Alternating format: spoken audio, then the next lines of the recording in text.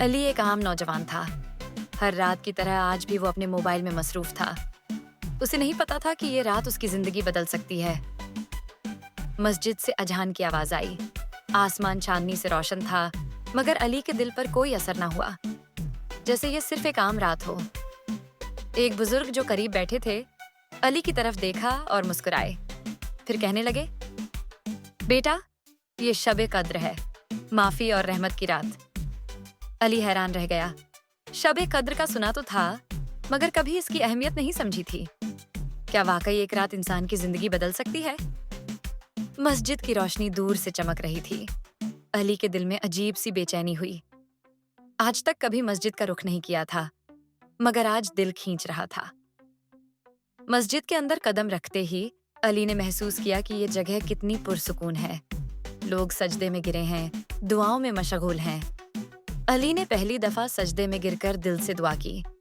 आंसुओं के साथ सिर्फ एक ही फरियाद थी, या अल्लाह, मैंने बहुत गुनाह किए, मुझे माफ कर दे।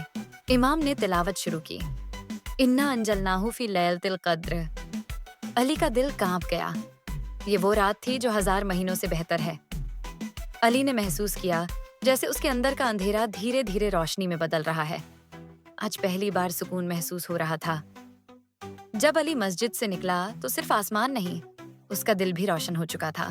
आज वो नया इंसान बन गया था। अली घर आया, अपनी माँ से लिपट गया। अम्मी, मुझे माफ कर दें। माँ की आंखों में आंसू आ गए, मगर उनकी दुआओं में एक नए सूरज का नूर था।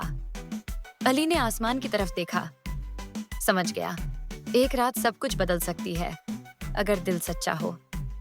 शब ए कद्र अल्लाह का तोहफा है। माफी मांगो, इबादत करो और अपनी जिंदगी बदल लो। क्या ये रात आपकी जिंदगी बदल सकती है? नमाज तहज्जुद अदा करें, कुरान की तिलावत करें, गुनाहों से तौबा करें, जिक्र व अजकार करें, सदका ओ खैरात करें, दुआ करें। अल्लाहुम्मा इन्नका अफून तुहिब्बुल अफ़्व फ़अफ़ु अन्नी। अस्सलामुअलैकुम। अगर आपको हमारी वीडियोस पसंद आएं तो हमारे चैनल द फैमिली वॉल्ट को सब्सक्राइब करें और नई वीडियोस की अपडेट्स के लिए बेल आइकन जरूर दबाएं।